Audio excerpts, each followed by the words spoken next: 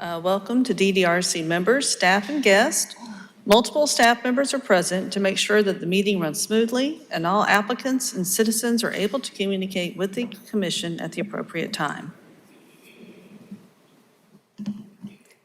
If you are here today and would like to speak about a case, please provide your name, speak your name clearly, and make sure you've signed in. Let me bring that up. I just heard, I don't think we've had anybody sign up yet at the podium, but when you do come up, make sure you sign at the sheet that's up here at the front, okay?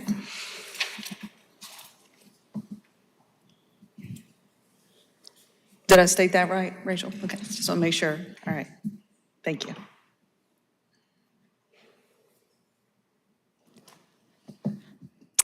I'll call the roll. Ms. Gallo? Here. Mr. Greenberg? Here. Ms. Jaco? Here. Mr. Ledecker? Here. Mr. McKenzie? Here. Mr. Salibi? Here. Mr. Shelton? Here. And Ms. Thomas is not yet with us. We have quorum. In order to avoid ex parte communications, DDRC members are under strict instructions not to discuss cases under consideration with the public or with each other outside of the public forum. The meeting typically starts with staff calling the case, giving a summary of the project, and then calling on the applicant to present if they wish.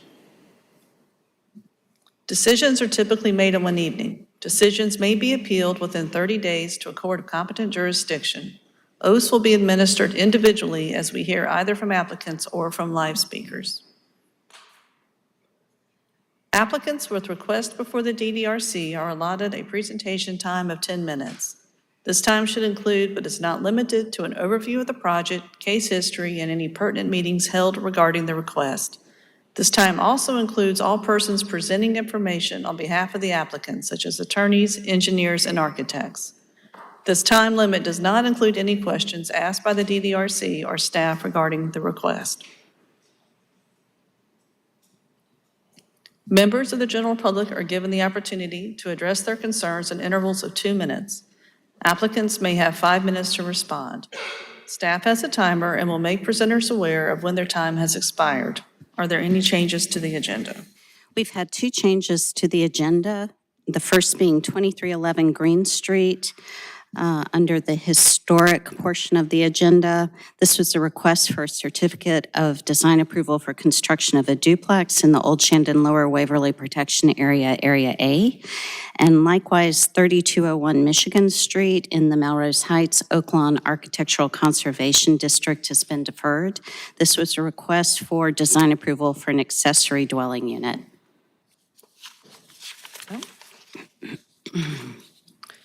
The DDRC uses the consent agenda to approve non-controversial or routine matters by a single motion and vote.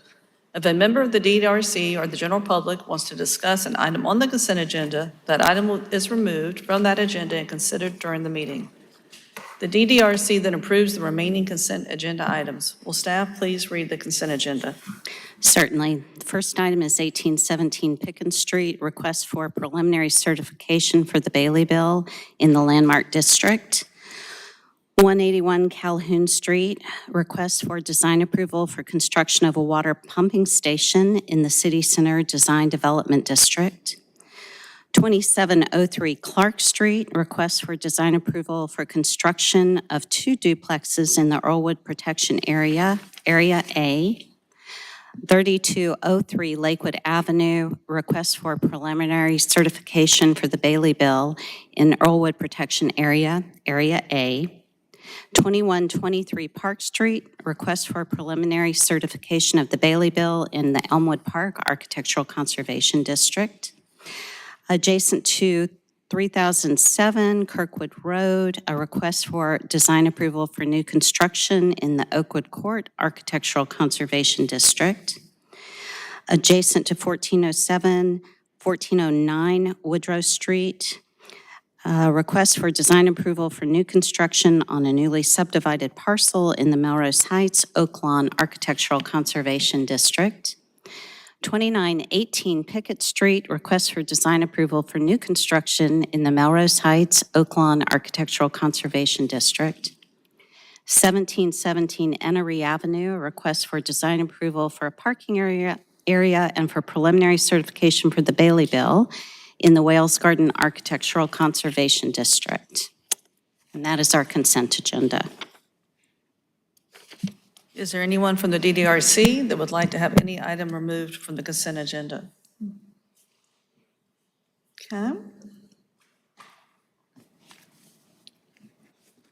think we're good from the commission. Is there anyone from the public that would like to have an item removed from the consent agenda? Do you want to come up? My name is Barbara Sullivan. You can come on up just real quick so we can hear you. My name is Barbara Sullivan Cooper, and I'm the homeowner at 3015 Kirkwood Road.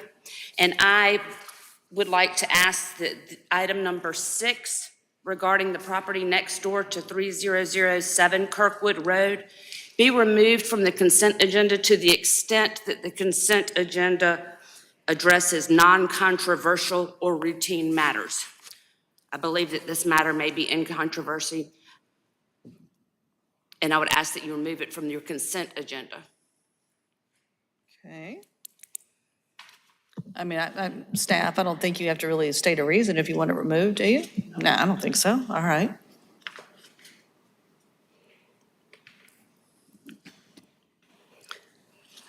Anyone else from the public?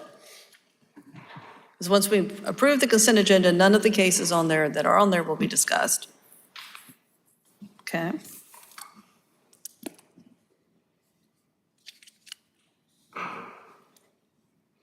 All right, so I think what we would need is a motion and a second to accept the consent agenda with moving that case number 6 and specify what that case is to the regular agenda, and also accepting the September minutes.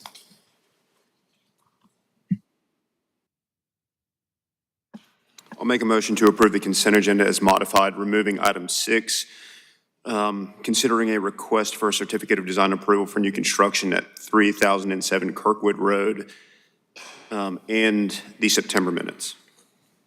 Second. Yes? Ms. Gallo? Yes. Mr. Greenberg? Yes. Mr. Lee Decker? Yes. Mr. McKenzie? Mr. Salibi? Yes. Mr. Shelton? Yes. And Ms. Thomas is not here. Motion passes.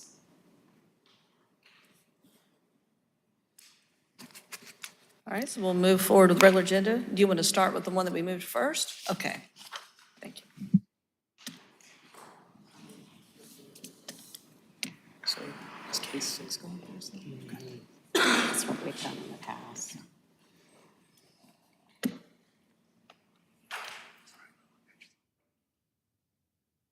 Sorry.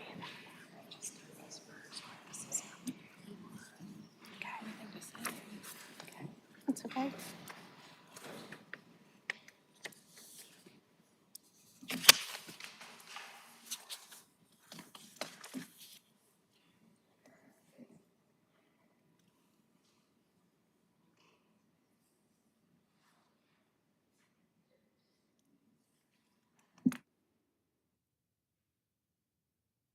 Okay. All right, so this is a vacant lot next to 3007 Kirkwood Road. It's on the corner of Kirkwood and Sims Avenue.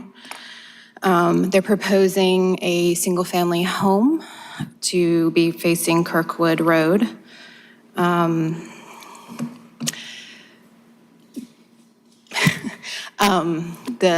design is, staff found, largely in keeping with the design guidelines for the area.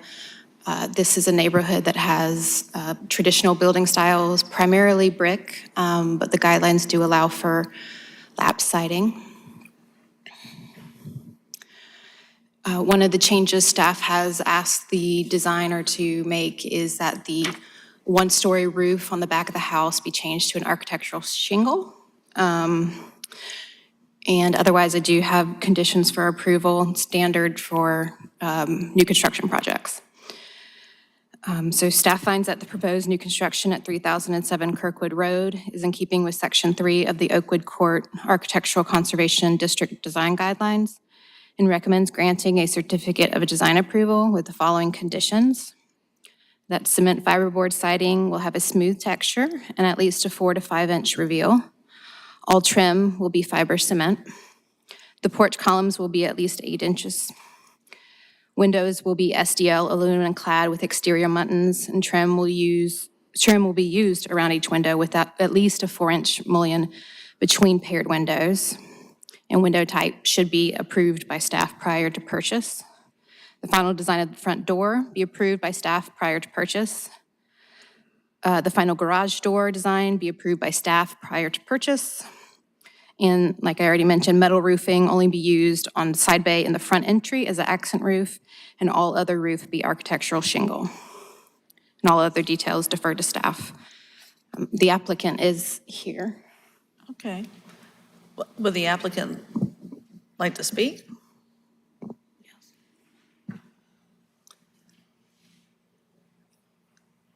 Great. So when you come up, just please state your name.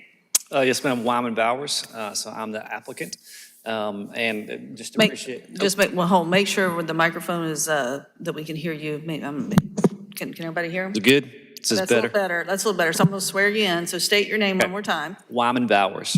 And do you swear to tell the truth during this proceeding? I do. All right, thank you. Yes, ma'am. Thank y'all so much for your time. I am the applicant. My name is Wyman Bowers, and we appreciate working with staff. We've done this a good many times now, and would welcome any questions for us, or if there's a question from a neighbor, would welcome those. So, thank you. All right, let me just check, does anybody on the commission have a question for the applicant? I guess just a quick clarifying question, if it's in our purview to discuss, but it looks like there might be a secondary frontage setback along Sims, that 20-foot setback, is that correct? Within historic districts, there is no minimum setback for front and secondary. Okay. So they are allowed to kind of, Okay, so with context. My question is, okay, that it's okay that it's encroaching upon that line? Yes. shown on the second one. Okay. Yes. All right, thank you. Any other questions right now? All right, then we'll come back. We'll open it up to public comment. Thank you, All ma'am. right, thank you. Anyone from the public like to speak now can come up. Yes. So you come on up, I will swear you in, and then you can present your information. So just make sure that you're into the microphone, and please state your name. My full name is Barbara Sullivan Cooper. And do you swear to tell the truth during this proceeding? Yes, Thank I you. do. Hi, I am the homeowner at 3015 Kirkwood Road. My house is located 2 structures down from where this lot is located. My parents bought this home when my mother was pregnant with me, and I've lived there my entire life. I used to play and do all sorts of things in this field where there has never, ever been a structure. My initial concern is that this parcel where the property is being built is not a full parcel. The owners of this parcel purchased the lot on the corner, the house next door, as well as a duplex, which is in between my house and the property that's located at 3007 Kirkwood Road, or at least they were the lots where these properties are located. The same family owned all of this consecutive property. And through events that I don't feel are relevant right now, somehow the entire parcel, the original parcel on the corner where they want to put this new construction, it was divided and made smaller. And it's not the same size as the original lot should have been when the subdivision was created by the developer back in the 1940s, as far as I am aware. It's my understanding that there is now somebody who is no longer part of that family who owns property in the middle of it, so we have the owners who were stuck with a much smaller lot on the corner than was originally planned, because they have subdivided part of Lot 1, which is now owned by the same people who own Lot 2. So my concern is that we have a smaller lot here that is smaller than the rest of the lots that are in Oakwood Court, and we are trying to put a spec house in this area where everything else is brick and cram it up into the back corner of this lot so that we can make it fit as much as we can. And I don't believe that it is going to be consistent with the other properties that are in the neighborhood. There are no properties that are along Kirkwood Road that have any siding on them other than a side porch that I'm aware of, or in a dormer window. All of the properties on the street are brick. This proposes, it looks to me, we haven't even gotten information as to the colors, but they want to put an aluminum roof over part of it when there are no aluminum roofs anywhere in Oakwood Court that I'm aware of at all. And I simply feel like this is not the best approach for this lot in this location. This lot is almost the entry point when you come upon Kirkwood Road. It is right along Sims and Kirkwood. It is the first thing that you can see when you turn off of Divine Street and are heading into Oakwood Court. And to have a house with siding that's a spec home built by a developer to be sold to a third party and just crunched into there does not fit with the neighborhood's characteristics or with any of the other properties that are located in Oakwood Court.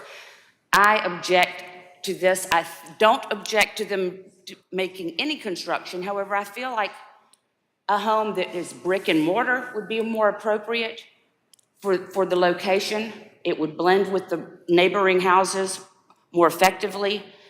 This is not going to fit in. It's going to be too much house for the small portion of this lot that is owned.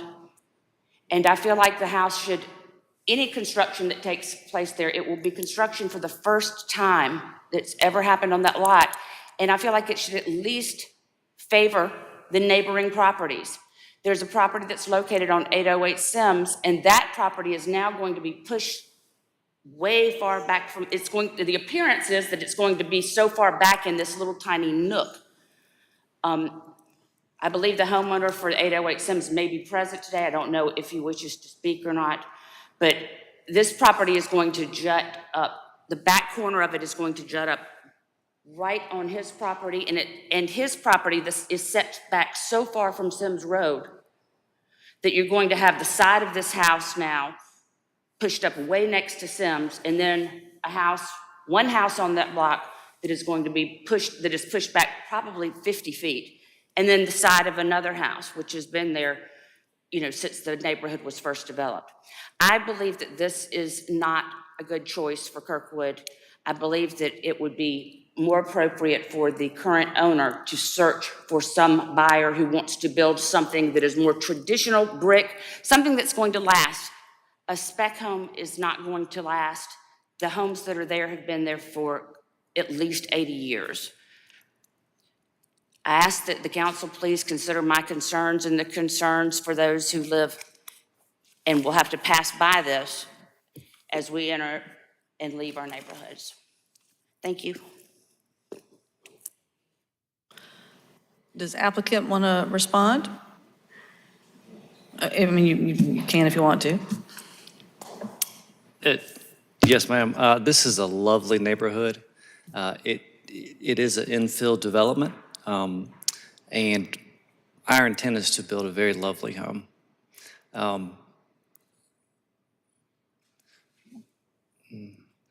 The fact that it's a spec home, I think, to be honest, is irrelevant. Most of the homes that have ever been built in Columbia at one point were a speculative home. This will be a custom home. The interior finishes will be very high level, and believe the community will be very pleased with the home that we build. Thank you.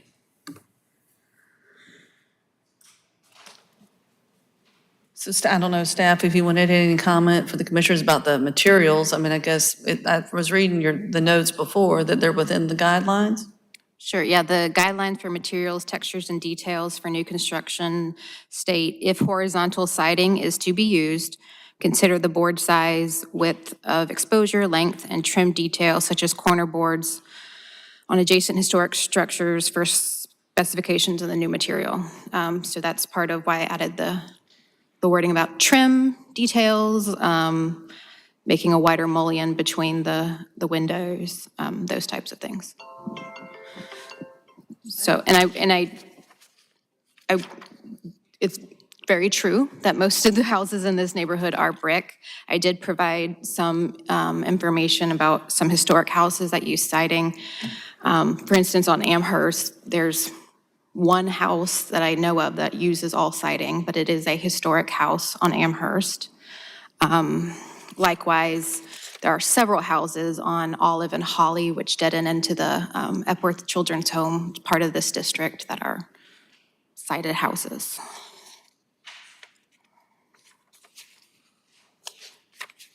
I think a concern raised was the lot size. I mean, can we confirm that it meets the minimum lot size per zoning and that the lot coverage percentage is copacetic?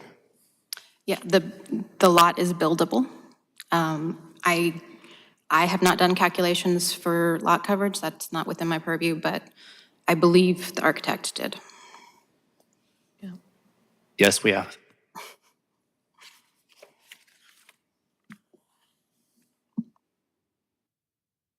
Any other questions? Okay.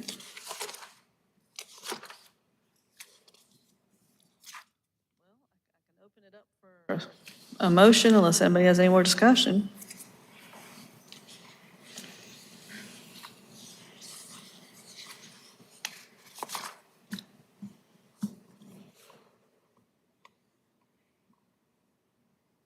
Is there any more discussion? No? I would just like to say, and I don't know if this falls within the procedure, but just to address some of Ms. Cooper's concerns, if you would like to come back up and respond, that's fine with me. You did mention a concern with vinyl siding, but it does appear that it's going to be cement fiberboard. Also, I understand the desire for continuity in the neighborhood. Are you able to point to any of the guidelines that, we don't make decisions based on feeling, it's do they fall within the guidelines? And so if you could point to any of those you think the proposed design doesn't fit, then we might be able to consider it a little more thoroughly. Thank you. The way that I read the guidelines, they set forth the preferred thing as things, and then they say, however, we'll make an exception for this or that. I believe, I just opened to the new construction portion of the guidelines for Oakwood Court, and I'm looking initially at number 4 regarding the setback of the property. You have only one house on Sims Avenue, on that block that faces Sims Avenue. There's one house there only. And as I stated before, that house is set back almost to where the front of it is probably within 15 feet of the back. The front of that house will be probably 15 feet from the very back side of where this property is going to extend. I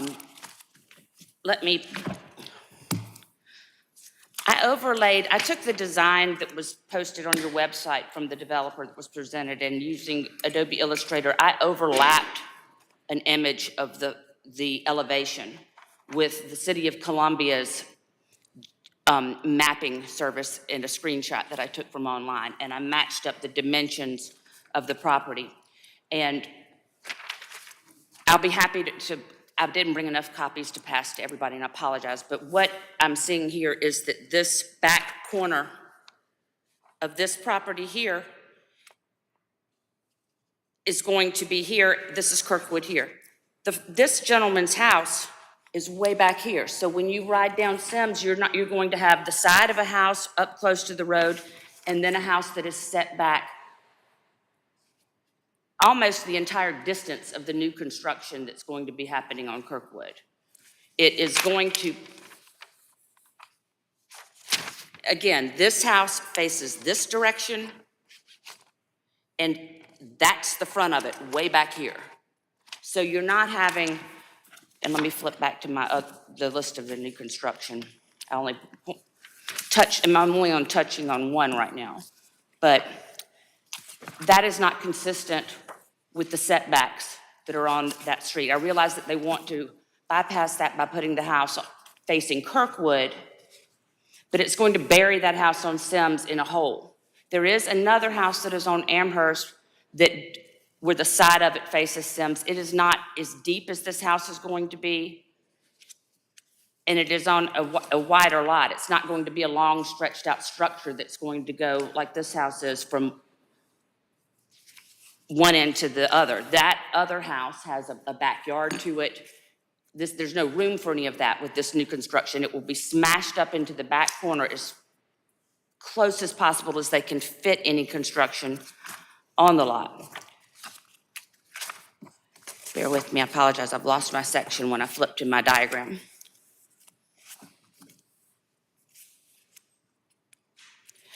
Again, looking at the rhythm of the openings for this property, I realize that Ms. Walling has found some photographs of other doorways and entries, and that will resemble this property, but there are not other structures that look like this. There's one home that is around the corner of Amherst and Belton, I believe.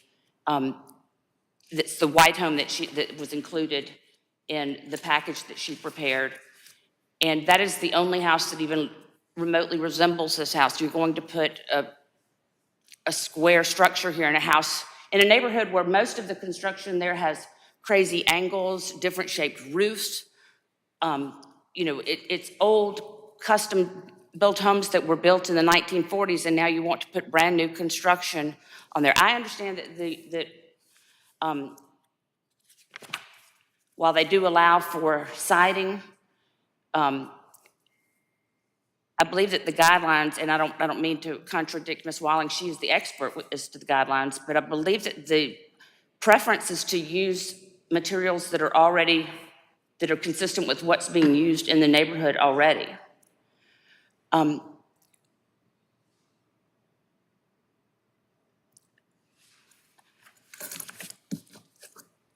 The overall fact that the property, all of the properties there were developed and created in the 1940s. You've got very old homes. It gives Oakwood Court character, and it makes it a highly desirable place for people to want to own homes. And I believe that a lot of that character would be destroyed by putting a big White House with siding on a lot that has stood empty and then been subdivided, and try to squeeze a home onto it. At this point, it's going to destroy what I think I love so much about the overall neighborhood. And that's its old character, and the fact that it does represent a lot of the historical elements that you want to see preserved. This is going to be a sore thumb that's going to be right there at the entrance. And I also want to say, I think that the photograph that was chosen is to show the overall size of the lot appears to me to be not the best angle. It looks like the lot is much bigger than it actually is. And I'll be happy to share this overlay with you all so you can see exactly how far up to the surrounding property lines this is actually going to fit. There you are. Thank you.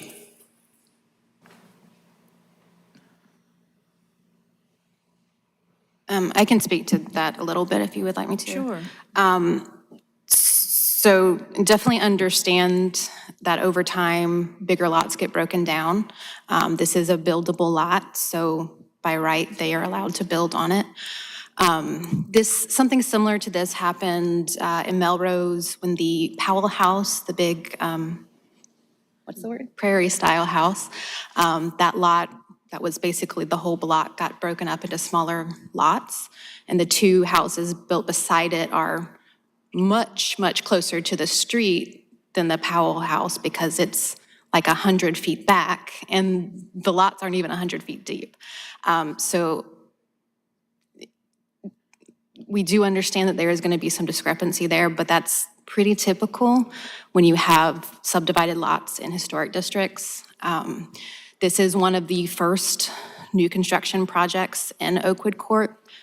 They've had some garages and one house flooded that needed to be rebuilt, but they basically built it back exactly like it was. So this is a new experience for Oakwood Court, but it is a buildable lot. If they had to do the setback where I think it's 808 Sims begins, it would not be a buildable lot. You couldn't fit a house there.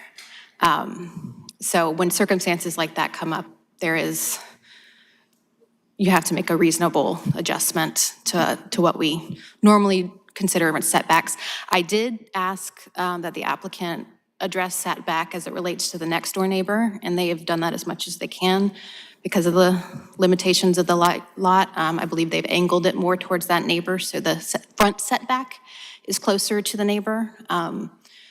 But I didn't even consider the setback as relates to the neighbor behind because it's impossible to compare those. Do we have an image that shows kind of how the house proposed would sit on this lot? Was that in what you provided? I just don't remember if I saw that. Just to get a visual. She provided this. Is that in the? Would you like me to bring this to you? Sure, sure. Let's look at that a minute. Did I miss that? Oh, never mind. Sorry. Okay.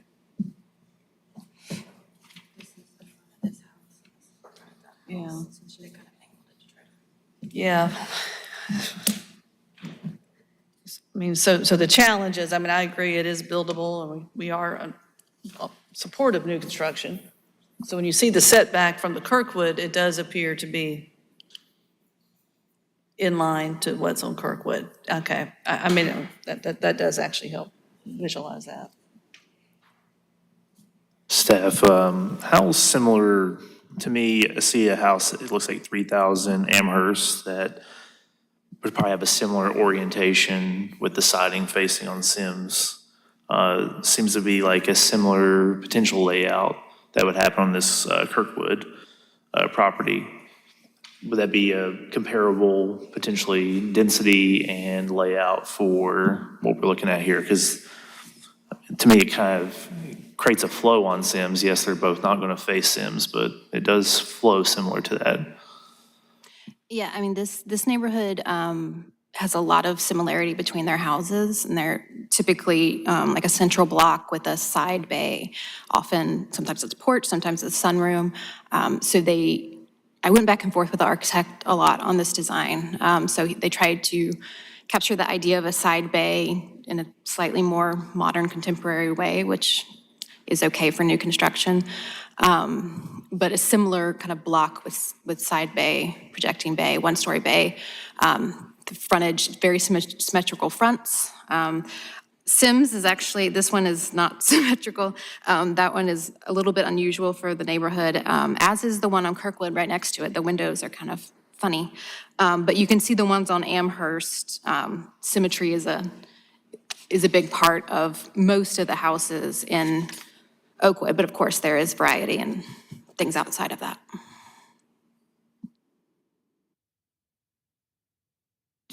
I guess another question, I see there's two houses in the packet that you created for, it looks like wood siding, but the cement siding, cement fiberboard would mimic that wood siding, I would assume, and that's kind of the goal there, right? Yeah, so the guidelines for materials, textures, and details do state that brick and wood are the most common materials used. Non-grained hardy plank would be an acceptable substitute for wood on new construction. Thank you.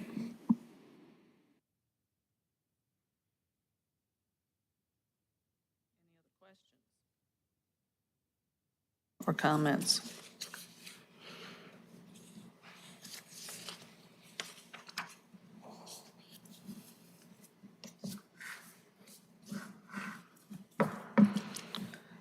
I'll make a motion to grant a certificate of design approval for new construction for the property located at 3007 Kirkwood Road in materially keeping with the Oakwood Court Architectural Conservation District guidelines, with all details deferred to staff. Second. Ms. Jaco? Yes.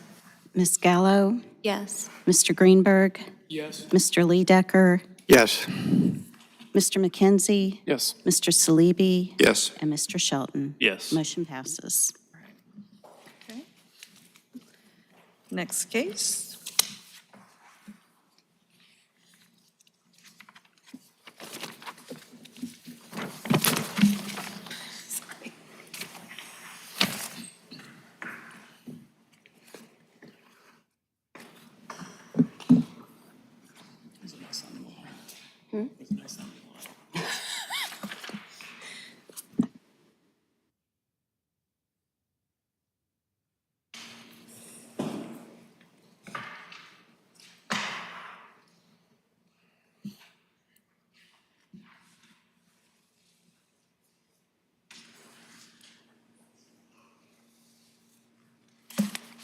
Okay, the first case on the regular agenda, DDRC 2024-0049, is in the City Center Design District, and it is a request to appeal to a staff decision on the proposed installation of 2 wall-mounted LED signs. So the applicant is proposing here the installation of 2 10-foot by 8-foot LED signs on the Bull and Gervais Street elevations of the Optus Bank being completed at 1501 Gervais Street.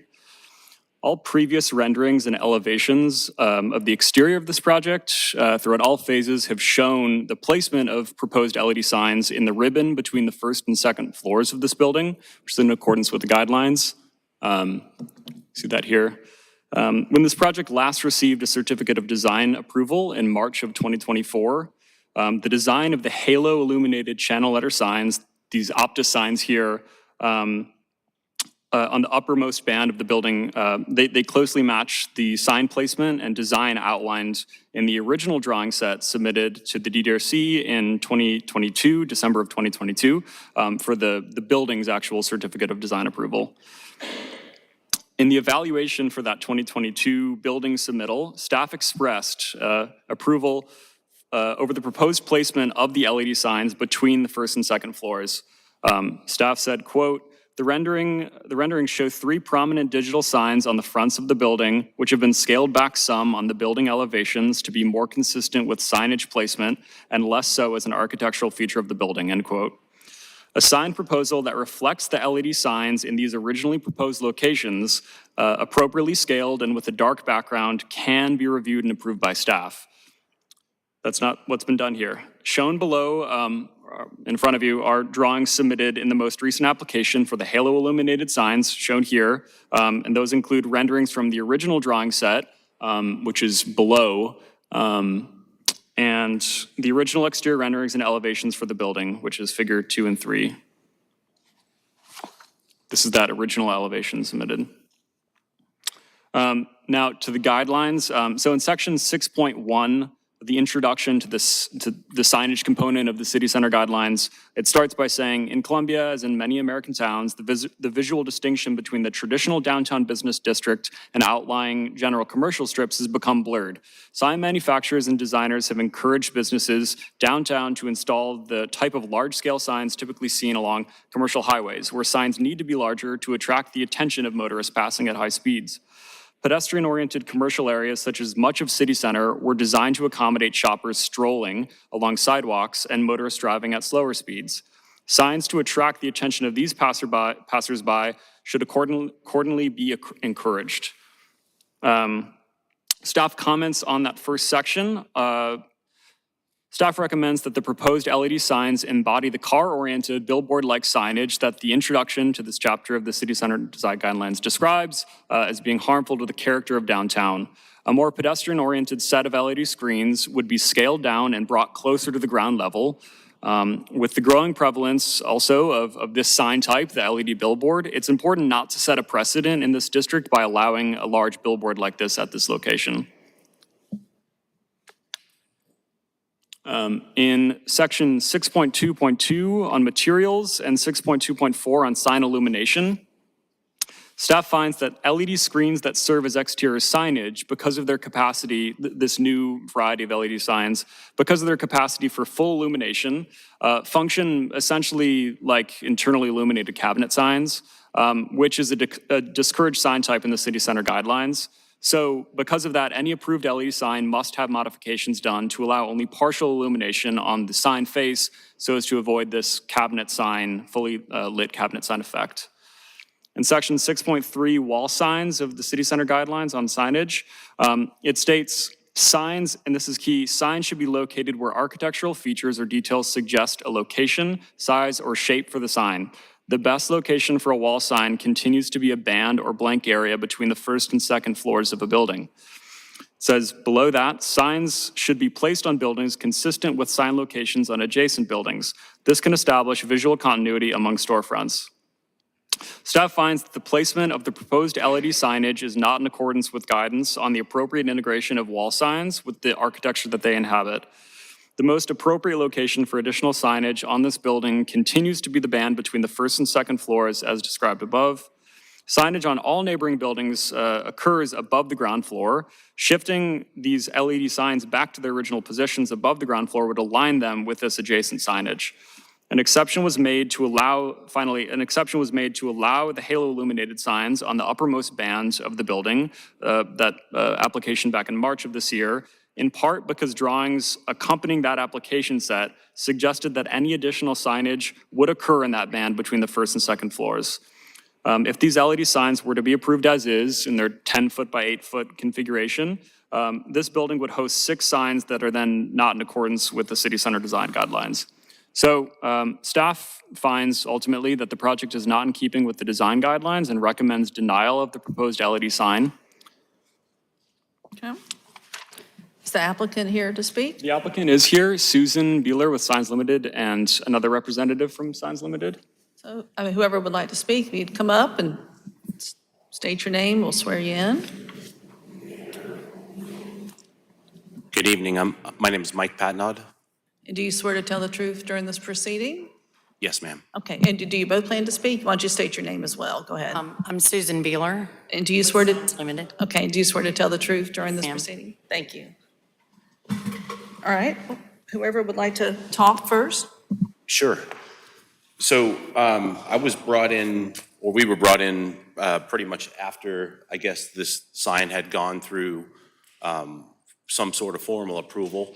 We were not aware of some of those conditions until we looked at the site, and we were brought in for the LED signage portion.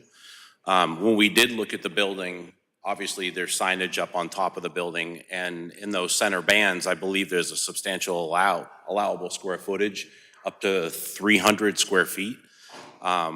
So realistically for us, we actually scaled back the digital signage to 160 square feet versus 300 that would be allowed by code. So it's much smaller than what it actually could be by right. What we also looked at was the way that the building's laid out. And for us, when we looked at those Alucobond bands that are on the sides, those seem to make sense for an LED signage and not the front, where in between windows, there's a lot of glass there, might be different than some of the other frontages on that street. So from an architectural perspective, we felt, and that's why we submitted the signage like this. We did not want to put up long ticker style signage. Did not make sense for content. A lot of people, and I've visited the site, I've stood back when you're standing there across. There's a lot of pedestrian traffic, but there's also a four-way stop there. So people are looking at the building from a distance, and they are looking at it up close, and viewing the signage right near that second story seemed to make sense. Part of our other issue is if there is, excuse me for a second, I think it's proof side B, which is labeled,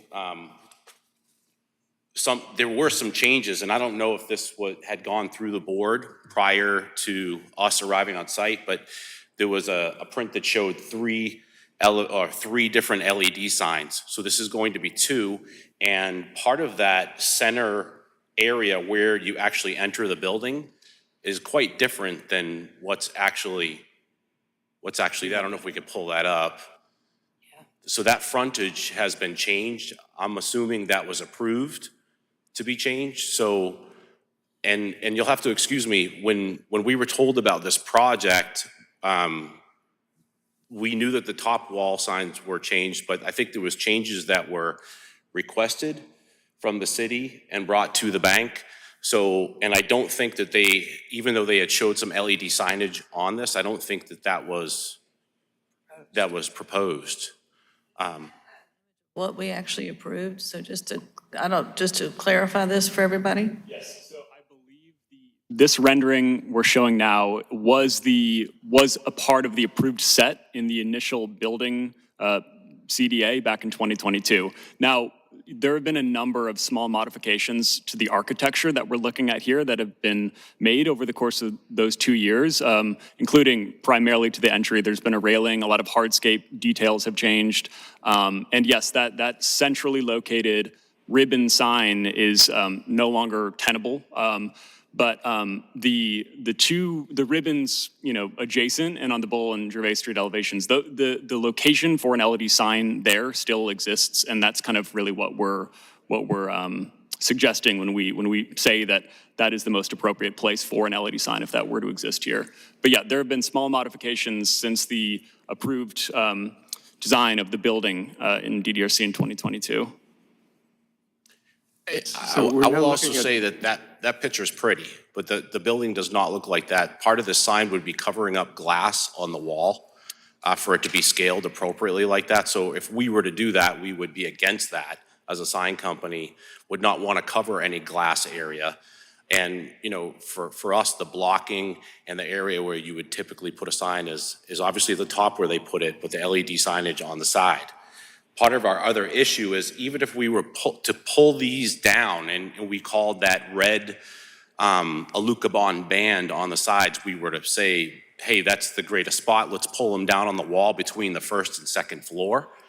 If you look at one of the sides, I think it's proof B, there's actually an ATM that was built there. So we can't even really pull that sign down, otherwise we'd bump into that ATM. So, I'm sorry, I don't mean to interrupt you, but No, ma'am, I that's feel like I'm still want to make sure we all understand exactly what we have approved. So Tristan, zone in on that again. Is referring to, the bottommost section of this red vertical band is that's where the ATM, not on this face, actually on the Bull Street face, but it's the same elevation essentially. The billboard sign is being proposed above the location of, here and then above the ATM on the other elevation. The building, the as-is condition of the building we're looking at now has been approved through various stages, by staff and here at the DDRC back in 2022. But again, in terms of sign placement of these LED signs, we have, record of correspondence going back to to 2022 between staff and applicants and representatives of the building, stating expressly, and I can read through them, the importance of making sure that whenever the stage comes that LED signage is applied to this building, that it exists in that ribbon between the first and second floor. It says back in March 3rd of 2023, in one of the many lists of conditions about added detail to the building articulation since DDRC's approval of the building was the most appropriate location for signage as described in the design guidelines is the band between the first and second floor. And I have, a number of these emails stretching back to 2022. But my goal is just to make sure everybody understands clearly what's going on here. So what we recommended is kind of on the diagram here, showing where the signage Yeah. is here. And what they're proposing now is to put it where? They're proposing, let me see, this is the elevation attached with their application, and it shows Yeah. here, that's where they're proposing one of the two billboards, and here's the other. This is Bull Street, and this is Gervais. Right there. And they're What's the second floor window further to the edge of the building? Diagrammatically, yeah, I guess. Let me ask, looking at the rendering of what we approved, and I know we typically consider like percentage of glazing, but what we approved, and I don't recall ever seeing a guideline get this specific when it comes to glass or windows, but it's very pretty, transparent glass. What I'm looking at is finished construction. I mean, it kind of looks like a nightclub. Are those windows actually tinted, or is it just because it's dark in there? Yeah, I that's don't do, and do we have any say over that? That's a good question. The guidelines do have language over, window transparency, but I wasn't involved in the approval process of that component of the building, and so I can't really speak to the, window conditions of this, but I do see that as a separate question from the sign component here. Sure. Just curious as we're going back and forth. Of course. Excuse me, sir. Yes. The windows are tinted. I have a picture right here. They are tinted? Yes, sir. Okay, great, thank you. See how that picture? no sign is being proposed above the front door anymore, I assume, right? It's just the two on the areas in the scaling, right? the signs included in this application? Yes. Yes, it's just those two. Okay. This is the closest, this image is the closest that we have to that.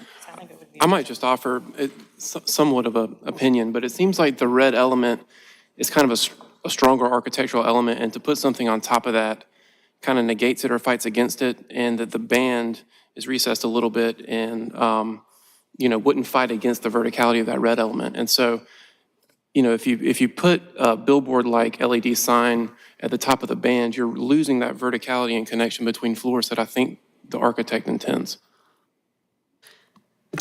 I hear you, Commissioner. I'm just in the whole issue with the guidelines on these LED screens too. But let me, I know we've interrupted you, so why don't you finish whatever comments you wanted to share? Again, we've kind of come in late in the game. We are not the original company that submitted those renderings as they were done in the beginning. As I was told from my contact with the bank, that particular rendering that you're seeing was only for the approval of the Optus Bank signs on each corner. That it was not submitted for an approval for LED signage, that the sign company that they were using at that time to do those renderings just put those there, just to make it a prettier picture, is what we were told. So we did submit, I don't know if you have this, but it just kind of gives you of what that LED would actually look like. It's 80 square feet, so it is much smaller than a billboard. When you look at a billboard, you're looking at, 12 foot by 27 foot as far as a billboard. We are looking at 80 square feet, and it does fall within the guidelines as far as square footage because it is up to 300 square feet. And we've actually cut that down to, it's 160. And the other drawing actually this one has the ATM. So you can see the sign where the LED would be above the ATM and then on the other corner. I don't think the size of the sign is a question or that anybody has a problem with that. I think it's the location in the red architectural element. You mentioned earlier that putting it in the band would cover some glass. Can you explain that further? So typically, when you would mount an LED sign, that glass to us is about 3 feet. We have not measured it in the field, but it looks to be approximately like 3 foot. So when you start doing a 3-foot sign, and then you're pulling it by 15 feet, because we have to go, aspect ratio, we're trying to pull the sign out now so they can have messages or partition. Now we have a longer LED sign. It looks more like a ticker, harder to read, and it just gets wordy. And yes, sir, the answer to your question is yes. In order for us to get a larger sign in there, and what looks like was originally proposed to you folks does go over onto the glass area. That did not look like it was in that band area. That band, to me, and I understand that different buildings, there's a lot of different architecture out there, and some buildings are meant for smaller box signs.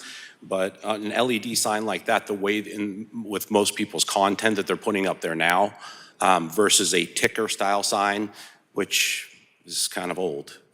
We try not to do that, especially even in downtown areas. I think the bank, a little bit different for us when you call it billboard. It's usually off-premise advertising. This is their advertising. You can see some of the content if you do have that picture that they want to put on there. So to start splitting that up, it just starts to get textish, and unfortunately, it takes away from the look of the sign as well. If we were to cover a lot of that area up with glass, it might look like a fun bank, and probably not the image. I know that when we spoke to the bank, it wasn't the image that they wanted to project, and they felt it better up there. That is our only reason for pulling it up there. If they had a larger band there, a sign could fit and it looked well. The Aluka bond is really nice. I agree with you. Even though the above that, so the Aluka bond's recessed in, and then the other areas on the front is actually recessed even further. Tomorrow's my birthday, folks.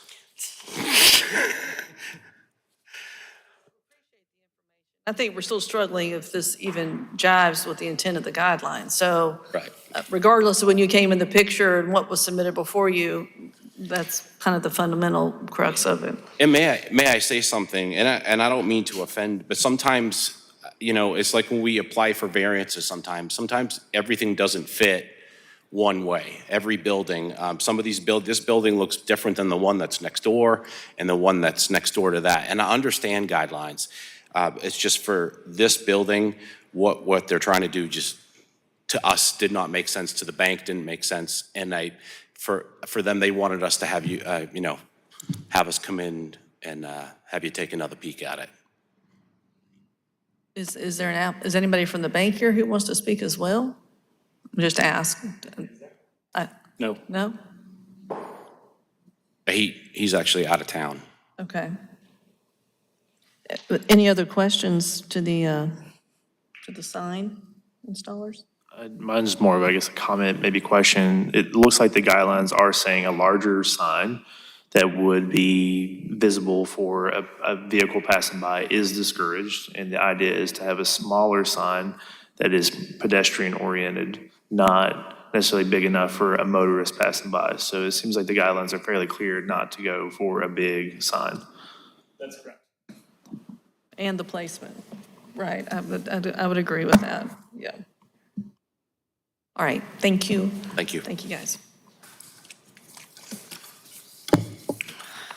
Well, I'm gonna open it up for a motion unless anybody has any other item for discussion.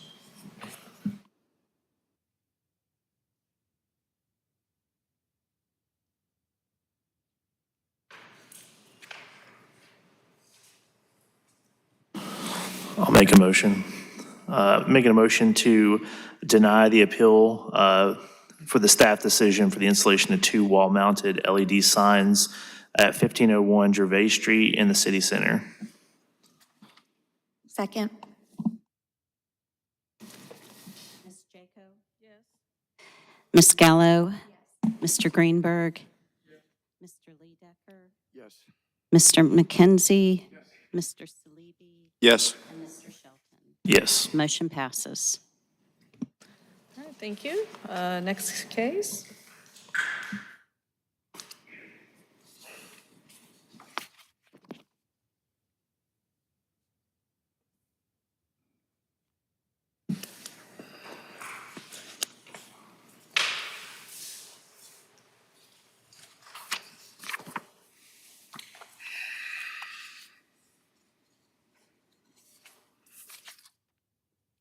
All right, this is 1402 Confederate Avenue. It's within the Cottontown Bellevue Architectural Conservation District, and it's a request for certificate of design approval for a parking area and for preliminary certification for the Bailey Bill. This is a brick bungalow on the corner of Confederate Avenue and Marion Street, and it's a contributing building to the Cottontown Bellevue Architectural Conservation District. In terms of the Bailey Bill, staff doesn't have any issues, nothing unusual really about the scope of work. The house needs a lot of updates, and there's a lot of deferred maintenance, so there's lots of work to do. The reason this is being brought to DDRC today is because of the parking area. So the standards for driveway and vehicular parking area design state that unless a showing of extraordinary and exceptional conditions pertaining to the piece of property can be shown, the amount of allowable area paved for the use of a driveway or vehicular parking area shall be limited to a width of 12 feet, measured with a straight line that runs parallel to the front or secondary front lot line. So generally speaking, this has been interpreted to mean no parking pads in the front yard. This lot is somewhat unusual. Originally, it was, 60 by 180 feet deep. Sometime after it was built, when backyard setbacks weren't really a thing, the lot was split, and so the back property line is now, I mean, the applicant can confirm, but maybe 3 feet from the back of the house, if that. So ideally, that would be where additional parking would go. Unfortunately, that is not an option here. The lot does currently have a single parking space. It dead ends into the wraparound porch. That's not a porte cochere. It's a porch, so they can't drive through it. So the applicant is asking for a separate kind of parking area to the left of that, which would amount to a parking pad. And it would still require some shuffling, like you would with a single-lane driveway, because the curb cut can't be moved because there's a street tree there. So they're dealing with a lot of different kind of issues at this particular property because of the lot lines.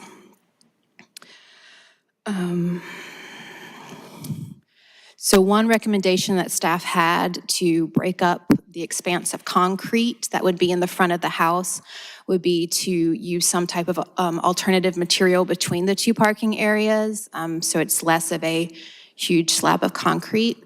I haven't discussed with the applicant what that will actually be, but I believe they were open to that.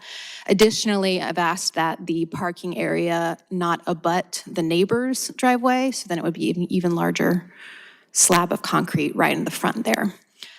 In the favor of this spot, it is off to the side of the house rather than in front of it, so additional cars wouldn't be parked in front of the actual structure.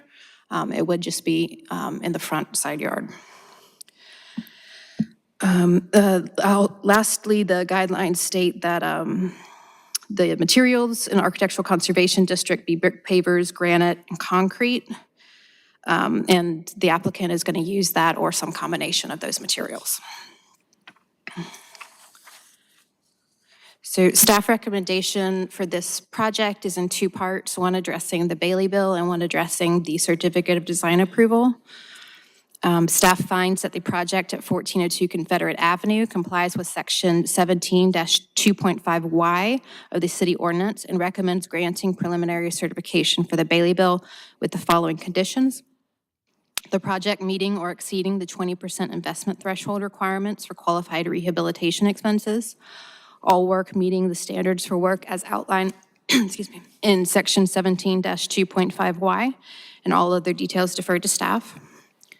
Second recommendation is that staff does find that the proposed parking area, the lot has extraordinary and exceptional conditions for this particular piece of property. So staff finds that 1402 Confederate Avenue proposed parking space is in keeping with sections 17-2.5GE and 17-2.5Y of the UDO and recommends granting a certificate of design approval with the condition that the new parking space be separated from the existing with a strip of differing material to break up the concrete, and that this new space will not abut the neighboring property's driveway. And all other details defer to staff. Commissioner, any questions? Yeah, I need to better understand the scope of what Bailey Bill covers. The application lists a privacy fence in the backyard, some brush removal and plantings, and it also lists the concrete driveway. And my reading of Bailey Bill, at least in the city council ordinance, is it's focused on the historic structure. There's also an allowance for real property on which the building is located. So can you guys tell me how you apply what counts as Bailey Bill and what's not countable as Bailey Bill? Yes, oftentimes when I work with people on the Bailey Bill, if they're doing work outside the Bailey Bill, especially if it's outdoors, I ask that they include it in their Bailey Bill application, just because I need to know the entire scope of work that they intend to do. So not everything on that application would be a qualifying expense. It's just their full scope of work. So landscaping, driveways, those don't count, but they have lots of work to do as far as, HVAC updates, electrical updates, probably roofing. So I always make sure that they have enough work to meet the threshold, and they just included the rest just to clear out the full scope of work. Well, it kind of opens up, this real property, it kind of opens up the door to somebody saying they want to do a lot of landscaping or a lot of stuff that's not allowable by the Bailey Bill, or not on the historic structure. That's really the abatement goes to the real property underneath the house, but the qualifying expenses are always going to be tied So to you the guys- historic structure. Narrowly limit it as much as you can to the historic structure. Okay. Yeah. I do see on the application, I'm sure you did too, like roof, like there's a bunch of items listed. Is that what we're talking about? Just that the fact that the landscaping and driveway were listed in there? Yeah, okay. I'm understanding the driveway and the landscaping will not count toward the 20% threshold. So, So we're just clarifying that that's how we do it. Okay. Any other questions on the driveway or anything? Is there anybody here to speak on this? Hello. Hi, please come on up and state your name, and I'll swear you in. Oh, my goodness. Yes. Ari Shainwald? And do you swear to tell the truth during this proceeding? Absolutely. Thank you. So I don't know if you've seen this house, right? But if you go down Confederate, it's a beautiful street. This house has been vacant for 30 years. So you can imagine what it looks like. There is no porch. It's rotted completely out. So there wasn't a lot of space on there to go into super levels of detail. But also all around the house, as far as the trim, the roof, everything you could imagine on that place needs a ton of work. Now, what we're gonna do is keep it exactly the way it was built, 1939, 1940, but we're gonna fix it. So like right now, when you go to step on the porch, there is no porch. So that alone is gonna cost a fortune because you've gotta do brick repair. You're limited on what materials you can use. You can't just throw down like decking, right? You've gotta use the proper stuff. So the driveway was really just an afterthought recommendation for how do we put this house back into service after it's been empty for 30 years? Well, when there's one single off-street parking, that could be off-putting to somebody who's deciding, do I buy that or do I go out to Lexington or somewhere and buy a house? So that was really just the thought there. I'm not emotionally tied to having that driveway there, but I do think that most people that would buy that house on that street would say, wait a minute, I don't know if I can do that with one parking spot. That was the only reason for this buy. As far as the rest of the work, you can see there on that bottom picture, I'm happy to answer any questions in detail if anybody has any. one of the staff recommendations was to put a strip of different material between the two sections of driveway, but there were other options like use of brick or granite, or do you have a preference or a thought of what you would prefer to do, or? We were thinking something alive, so whether it's large monkey grass or some sort of small shrub or something to make it look really nice. So the goal here is that when people drive by, they go, oh man, look at that, it finally got fixed. Not that it looks out of place or anything like that. To differentiate the two sections of your So it driveway. would be, hey, that's my spot, that's your spot. You're going to do that with landscaping, monkey grass? Landscaping or with say we do concrete to match the concrete that's there. Do a strip of herringbone brick or something like that, maybe a foot wide, just to separate and really define those two spaces. Okay, so you've got different, more expansive, open-ended ideas than just what's in the staff recommendation, I guess. Yes, Okay. and I am open to suggestions from the city. If there is a preferred way that we do this, I am fine with that.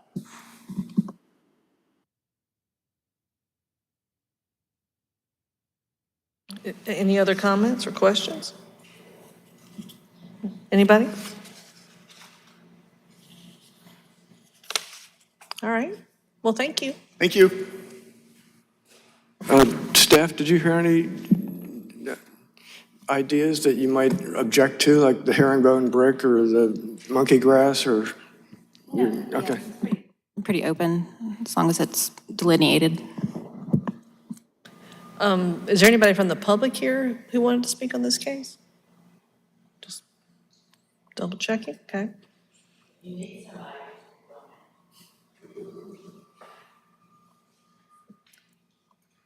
All right, well, with that, I'll open it up. Let me ask staff before we do this, do you need two separate motions? Yes, please. All right. So we need to deal with the Bailey bill topic first, so I'll open it up for a motion on that.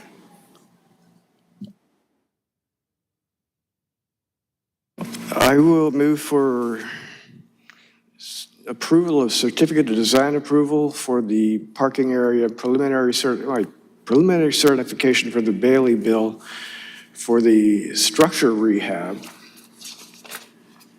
with the conditions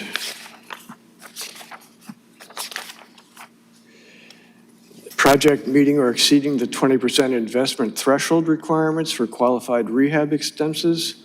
All work meeting the standards for work is outlined in section 17-25Y, and other details deferred to staff. Second. Ms. Jaco? Yes, and did that motion work? I think it did for the parking. It was a little, it had a little combo in there, but I think it was still applicable. Well, if he was just talking about preliminary certification for the Bailey bill, he didn't need to say certificate of design approval. Okay, If we're gonna do that I'm sorry, separately. then let me pause, because we had two motions, but you were making the motion on the parking, Bailey bill. on the Bailey bill. Yeah, I mentioned the parking because that's in the, do you want a do-over on this? Yeah, no, that's good. We're going to do two motions. So the first one will be just on the top part with the Bailey bill itself. Okay. All right, I'll move for approval of the preliminary certification of the Bailey bill. Thank you. With the following conditions. Project meeting or exceeding 20% threshold of investment for qualified rehab expenses. All work meeting the standards for work is outlined in section 17-2.5Y, and other details deferred to staff. I still second it. Ms. Jaco? Yes. Ms. Gallo? Yes. Mr. Greenberg? Yes. Mr. Lee Decker? Yes. Mr. McKenzie? Yes. Mr. Salibi? Yes. And Mr. Shelton? Motion passes. All right. You want to do the one now on the parking? Why not? Motion for approval of, whatever it is, certificate of design approval for parking area at the 1402 Confederate Avenue property with the following conditions. And I'm going to modify this a little bit. New parking space be separated from the existing strip in one of possible ways that's visually obvious to the passerby, not necessarily a strip of different material. Other details deferred to staff. Is that clear? Enough? Do we have a second? Second. Okay. Staff? Yeah, I would just ask that you state that this is based on extraordinary and exceptional conditions pertaining to this piece of property. Yes, on the finding that this project meets the extraordinary conditions for exception in the Cottontown Bellevue Architectural Conservation District, we'll move for CDA for the driveway at 1402 Confederate Avenue. For the new parking space to be differentiated from the existing parking space visually, and all other details deferred to staff. Okay. Second. Ms. Jaco? Yes. Ms. Gallo? Yes. Mr. Greenberg? Yes. Mr. Lee Decker? Yes. Mr. McKenzie? Yes. Mr. Salibi? Yes. And Mr. Shelton? Yes. Motion passes. Next case? Yeah, if you would, thank you. That was more complicated. So the next case is 2331 Gadsden Street. This is a request for a certificate of design approval for construction of an accessory building in the Elmwood Park Architectural Conservation District. This is, the proposed building is a two-story wood-sided accessory building behind a one-story wood-sided home, which is a contributing building in the historic district. The proposed garage will have storage or an apartment on the second floor, and of course, the garage on the first floor. It's got an approximate, at the time that we put this together, 30 by 30 footprint, 30 feet by 30 feet footprint, and a 512 pitch hip roof. It's going to be situated behind and about 30 feet away from the primary structure, which is on a large corner lot. So 3 of the 4 sides of the proposed building will be highly visible.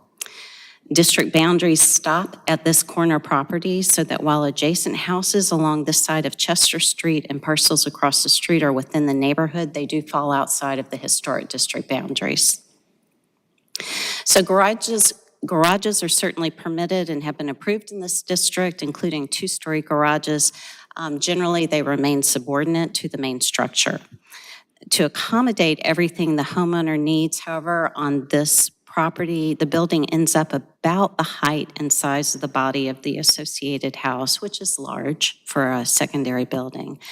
A synopsis of the guidelines is as follows. The height of the new building shall be compatible with the height of surrounding historic buildings. We estimated the height at about 28 feet as it sits on the lower grade because the lot slopes down behind the house. The homeowner has confirmed that the accessory building will be about the same height as the main structure as viewed from Chester Street. So as you're on that side elevation and looking at the side of the home, the accessory building will be about as high as the house.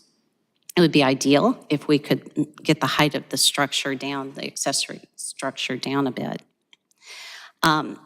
Next guideline is the size and scale of the new building shall be visually compatible with surrounding buildings.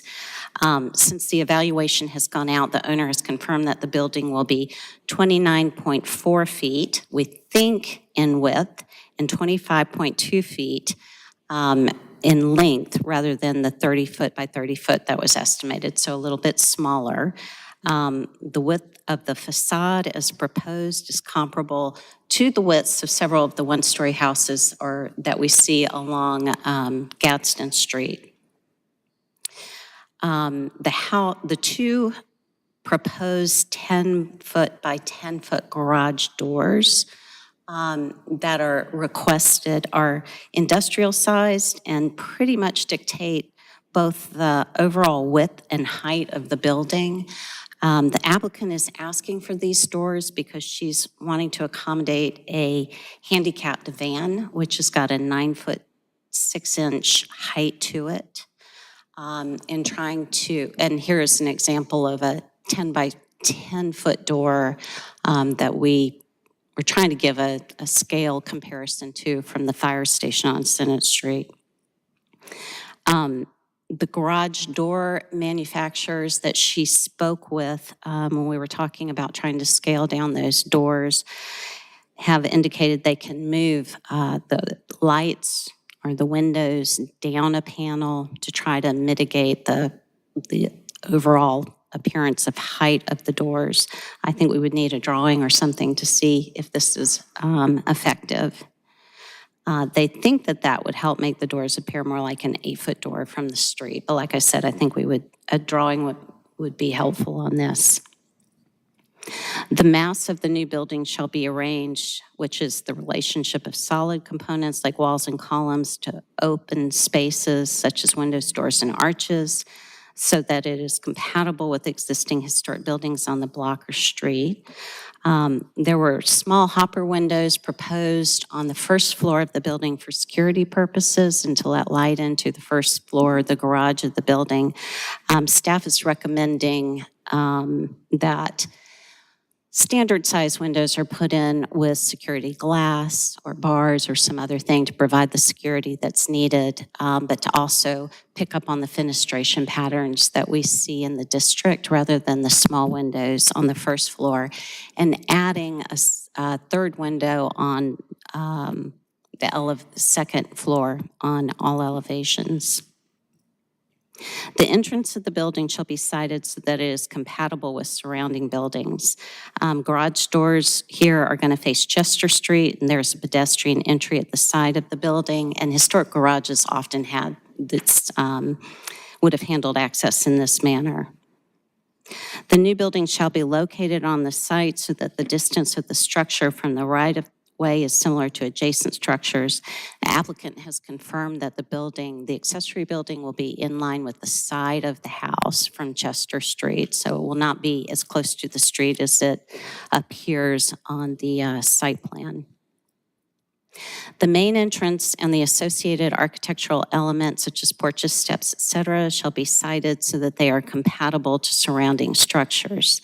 The main entrance shall be constructed with covered porches, porticos, or other architectural forms that are found on historic structures on the block or street. So the building is largely constructed for vehicular access, which is reflected in its street-facing facade. The style of the garage doors is appropriate, and the pedestrian entry will be roofed, and per the applicant, will have paving to sort of indicate more of an entry on the side. That'll be on the left elevation of the building. The new building shall be constructed so that the relationship of width to height of windows and doors and the rhythm of solids to voids is visually compatible with historic buildings on the block or street. A similar ratio of height to width in the base of the facade shall be maintained. I think I've mentioned that the garage doors are always oversized. These are particularly so. And the fenestration patterns are something that, per the guidelines, would have to be addressed. That's pretty easy with standard-sized windows, but feedback from the DDRC on ways to visually mitigate the size of those garage doors would be helpful. Roof shapes, pitches, and materials shall be visually compatible with those of surrounding buildings. The proposed hip roof reflects the roof form of the associated structure. And materials, textures, and architectural features shall be visually compatible with those of historic buildings on the block or street. The applicant is proposing wood siding, which is appropriate and which would match the wood siding on the existing historic home. Corner boards and window and door trim on the garage should reflect those of the associated house. The proposed windows are PVC-clad sashes, which is not a material that's permitted in this district, so we would need to move to wood or aluminum-clad windows, which are approvable. The garage door shown in the packet on the page that says building notes, which was submitted by the applicant, is approvable, as is the exterior single wood door that was proposed. So given this and some other of the guideline issues at hand, staff had recommended deferral to allow feedback from the DDRC to work on some of the outstanding issues, which include if there are additional ways to reduce either actually or visually the final height and massing of the proposed garage, also the appearance or size of the garage doors, final window count, sizes and materials, and details of trim, the cantilevered roofs of the pedestrian and garage doors. Any questions of staff? From the commission? Sort of an off-the-wall comment. There's an alley at the far end of the property. It's on the site plan. It's about 10 feet wide, and I'm wondering if the applicant or you have considered entering from the alley and doing like a side entrance so the garage doors would not face the street? We have not had that conversation. It's 10 feet wide, and I don't know, it's on the property maps and the site plan here. I don't know if it's dedicated to anything, but Yeah. it's there. Applicant, you can come on up, you can state your name, please. Yes, I'm Jennifer Powers. And do you swear to tell the truth during this proceeding? Yes. Okay, thank you. Would you like to respond to the question about the alley? SC&G has a utility pole in the middle of that alley and has for the last 45, 50 years. So that is not an alley. I've had the legal opinion of the alley with the city before. I developed the whole block. I bought this block in 1997, and this particular house, and renovated it before the neighborhood, I guess, was catching fire, so to speak. and unable to even get financing on the other 3 lots, which are very small half lots. I demolished or renovated and rebuilt all the entire block. So I have built every house on the 700 block of Chester Street. The alley is no longer an alley. The law says that the alley has been abandoned for so long that every owner on Gadsden Street has claimed their 5-foot portion of that alley, and anybody on Wayne Street has claimed their 5 feet. There is no alley anymore. So that's not really an option because of SEE&G's utility easement, but also there is no alley. If that, does that answer your question? The site plat that's on our packet, I think shows the utility box and a utility pole on your, what your property. Right. So, Yeah, there is also, in addition to SENG, there's Time Warner cable box there. So it's that particular portion has been consumed by the utility companies. like I said, that was an off-the-wall thought I had. Okay. So thank you for answering that. Yes, sir.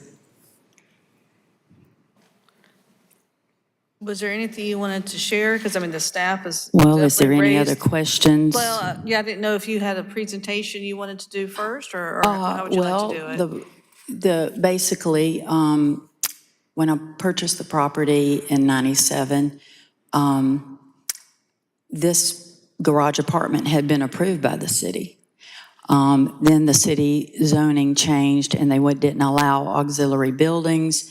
Now I've lived there 25 years and the city zoning has decided they're going to do auxiliary buildings. I have to contend with a lot of changes that the city has done on this particular block because I own the other side of the block also. So there's really nothing on this block that is affected other than my properties. And I have commercial behind me, which you can see and is affected by this area. I have the house right next door to it that hasn't had a thing done to it for the whole 25 years I've been there. I cut her grass. A lot of rentals around me. I'm kind of the redheaded stepchild of the neighborhood. I don't have any street lights. I don't have the ambiance. I'm not the Grand Dame area of Elmwood Park. The Elmwood Parkers are down a little further from me. So I've really worked very hard to transform this block and spent all my life work and savings on it. I am a general contractor and I'm also a public utilities contractor. So I understand, and a title agent and a broker. So I understand a lot about the effects of things, but I bought this block specifically for rentals and to live there as an older woman, and I'm now entering my 65th year of life. And I have a foot impediment it's a birth defect, and it's getting worse. And as elders do, I'm trying to prepare for that part of my life when I'm going to need these things. I am legally handicapped and have a handicap tag.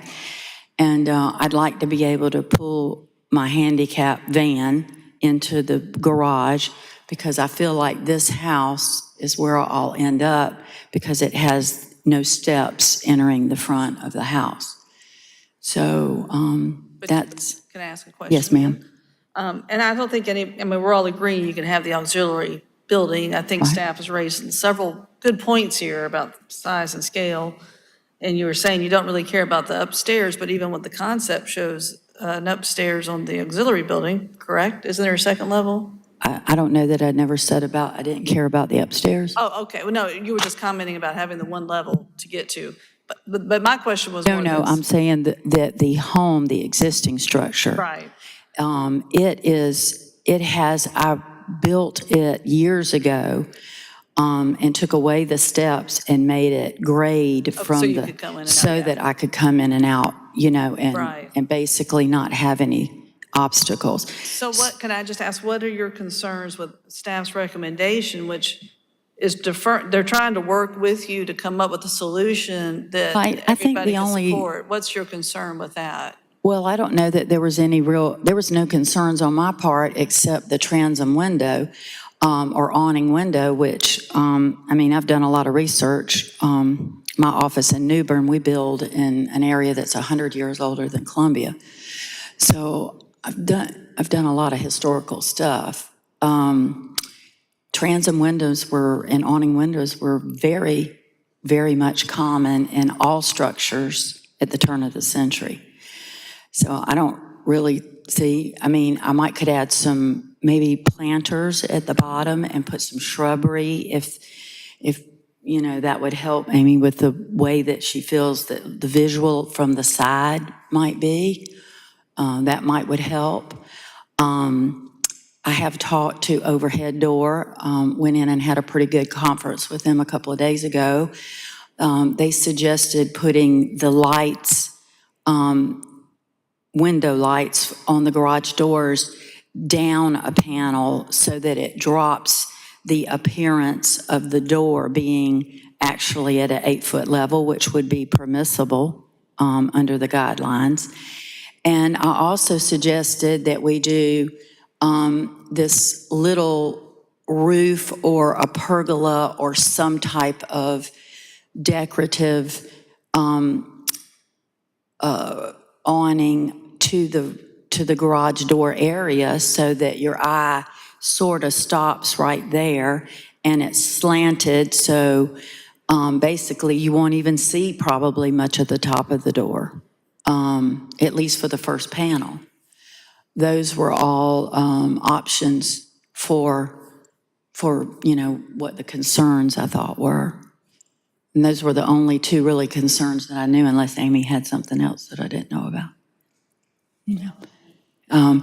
But, like I said, I've built everything on the block. I've taken, even in the area that was not historical and is not in the historical district, I have used wooden windows, wooden siding. I've taken great pains to try to be considerate of Elmwood Park while dealing with the Wild West and the problems that I have down there. And I don't mean to be disparaging to the police chief, because he and I have a very close relationship by now, and all of the people that work the North Region in that area. But I call the police on average 2 times a week. And I either have homeless, or I have security issues. Even my sheds have security alarms, and I provide security systems for all of my tenants because we have some serious problems. And I've coped with it. I've done a good job, but I am aging out, and I live alone, and I have some tenants that live alone, and I feel responsible for them. So I do everything I can to keep the allure away from the problem rather than be adding to the problem. So I felt like, and the transom windows are still big. They're 3-foot windows. That's not a small it's not like a small transom window bathroom or some little window. It's still very nice size. I would just say, of course, neighborhood, but I'm feeling encouraged. It sounds to me there's a path between you and staff to come to an agreement on something. Y'all could get there, is what I'm saying. I don't think we're there we're yet, but trying. it sounds like we I'm trying. get She's there. trying. Yeah, right. I don't get know. kind of worn out with the city, the overall city stuff that I have to deal with, because I deal with so much across the street. And Sure. Staff, did you have a question or a comment, Amy? Just in terms of I think getting feedback and comments from DDRC and perhaps our architect in ways to, that we can, it's a big building, and I Jennifer needs understand a that, big yeah, building. yeah. Yeah, and so that's what she's asking for. but Most if there's some buildings way we in can- Elmwood Park are 2 stories. Yeah, right. The It's just- majority of everything in Elmwood is 2 stories. Yeah. And it is at the elevation and meets the criteria for the building requirement. I'm the resident architect, so I'll say my few comments. Certainly sympathetic to the need for the overhead door height with the handicap van. So if it's a 10-foot head height on the door, is that then like an 11-foot ceiling height on the inside of your basement? It has to be 2 feet. You have to have that cavity for the overhead door mechanism to be able to get in. Amy and I talked about that. Now, I did talk to Overhead Door, and they said that there is a bracket that could possibly be reduced by 6 inches. So I might could get away with a 1.5 feet. I had just explored that, so I'm going to go in by what I was told. I haven't ever installed one like that before, so I don't know. And I know it might get cost prohibitive, but have you explored carriage doors or other things that aren't overhead rolling but may swing They're open? just not handicap friendly. I need something that opens and closes without me having to do it myself. And again, I have a security issue at night with that, being that, well, without getting into all the particulars, but even now when I pull up, I have to look all around and be sure that I'm not, I've got people living in the brush across the street watching what goes on at night. They just got that group out about 2 days ago. So I battle a lot of issues down there because it's still very vegetated. Now, I own the 5 lots across the street, and I keep my 5 lots clean, but the city does not keep their portion clean, nor does the owner of the 11 acres adjacent to that. So, and like I said, when I was 20 years younger, I could do a lot more. Is the purpose of it being the 2 bays just to, did you ever look at like a single structure? I'm just trying to understand. For the 2. Well, yeah, because it's allowable for one thing, and for me financially, when you build this much, I can build this much, and I need the income from the auxiliary building as I age out. So I'm trying to, Clarification, yeah. I think, just looking at the massing, my feedback would be a little bit more fenestration on that Main Street facade, maybe a little bit more detailing on the brackets that support that eyebrow roof could help it. I don't know if one of these doors could step back a little bit to give you a little variation in the front plane. And if one door needs to be 10 feet tall, maybe the other one doesn't perhaps, and you could treat them differently. So it doesn't read, as plain perhaps. That's certainly a possibility, but then you got to consider that you're going to have the visual on it looking straight at it, or even from the side of it, that if you've got different heights with it, and I put some type of stoop, how's it? I think that's going to look odd. Sure. Just my, I'm... and that might not be the best. I think that the real, I didn't realize this until 2 days ago, that they could actually, move the lights on the door down. The partition roof would certainly, could be something that even had vegetation to it, I could just put some nice pots with maybe some vinage on it and everything, make it look real cottage-like.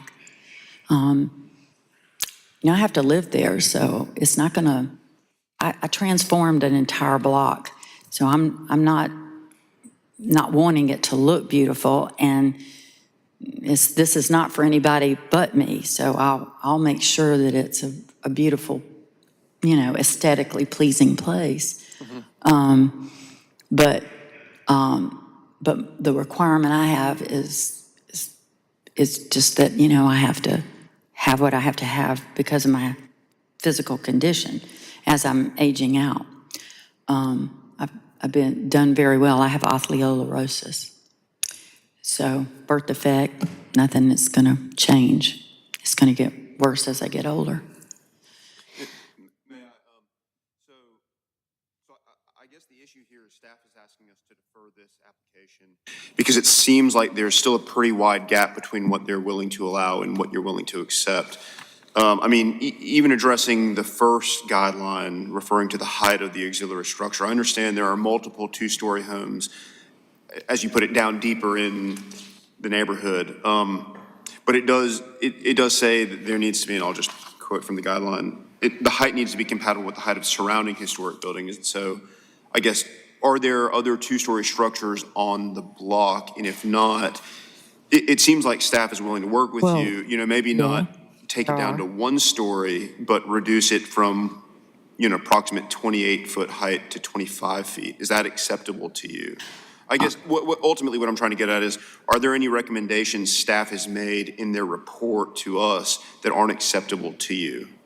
And if you could specify those. The height is, I understood that, as long as the height was not above the apex or the elevation of the existing structure was the guideline. And I'm within that. 2 doors down, there are 2. Well, the existing structure, I'm sorry to interrupt, but the existing structure is 18 feet? Is that? 28. The existing structure, not the proposed auxiliary structure. From Gadsden Street is what I estimated from looking at it at the front elevation as the road goes down to the side on Chester, is Jennifer was saying it's 28 Does reach feet. 28 feet. Right. Okay. So, but in terms of the height of an accessory building, typically, they were smaller, which is why staff said in the evaluation it'd be ideal for it to be a few feet shorter if there's a way we can figure out how to do that, which is one reason there is that in your packets, there was it looks like a 2-story, I think it was 1.5-story garage that would still give you perhaps that whole 2nd story without quite the height. Well, you won't see the height from Gadsden Street. The height's on Chester Street. So, and there's nothing built on Chester Street that's in the historical district. The Chester Street viewpoint is of a concern in our purview, correct? It's because it's the lot, it's any public view, so that does matter. Well, the building across the street is a commercial building that was, got caught up in it was the VFW. So it's just a block building that I own also. And there's nothing on the other lots because the other lots, we haven't come to an agreement because there is a a sewer main that comes diagonally across all of the lots except for one. So, and this was something that Mr. Dinkins missed when he did the survey years ago. So I bought the property thinking that all those lots would be developable, but they're not at this time unless, a lot of money can be spent to move the sewer main. So I've been, this particular block has had a lot of problems,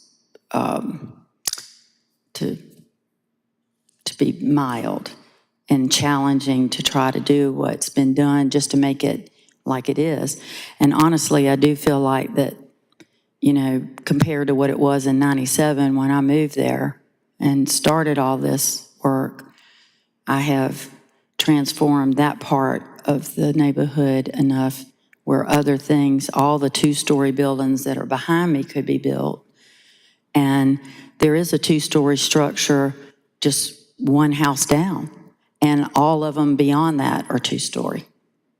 So they're 2-story all around me. It's not that odd. It's just that I'm a lone wolf down there on my little street, and nothing's built across it, so it, Staff, have we been able to identify any ideas out the box here? Does staff have any? No, have you gotten anything from the group discussion? I'm not sure.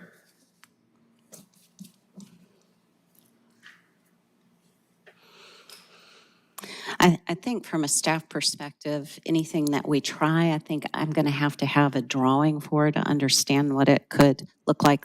For instance, your idea of a slightly smaller second garage door for us to, well, and I guess you'd have to have those anyway for construction permits and things. I was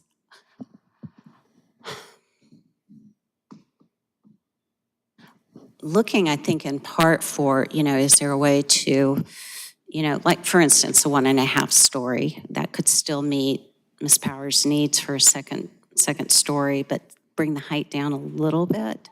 I don't know how possible that is. And then I was looking for perhaps even some sort of visual tricks to help reduce the size of those doors, which you're trying to do with the discussion you had with the garage folks, but there this might be particular others. home also has, unfortunately, you want me to build to look like the original structure, and it has that hip roof. Oh, yeah. It's Yeah. got a high hip roof, and I'm trying to Yeah.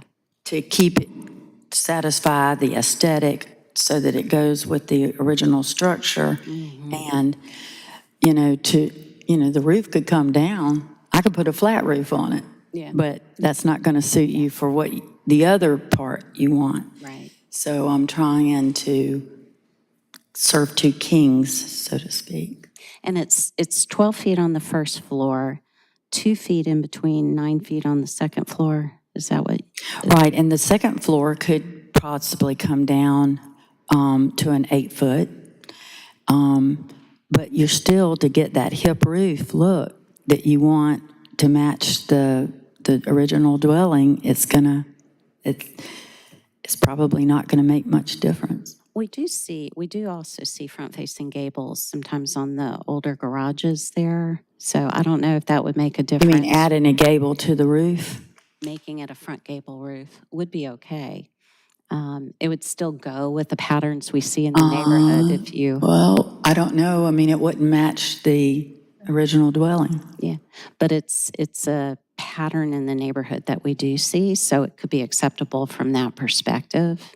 Well, we hadn't talked about that, so I don't really, honestly, I don't know how you're gonna get a gable roof with that height.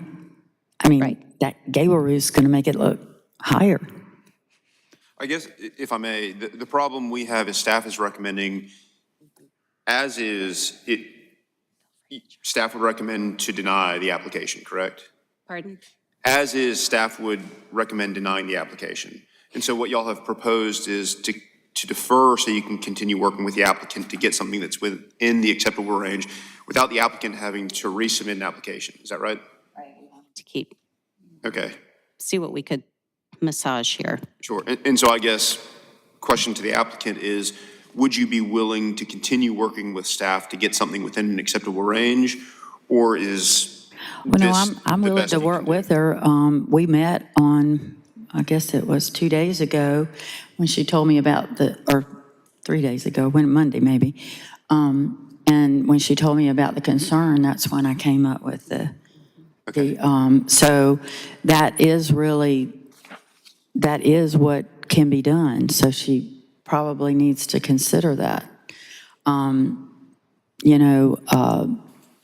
Like I said, I think personally, with all the building that I've done, that little stoop roof in between will be pretty pleasing with the reduction of the light going to the second panel.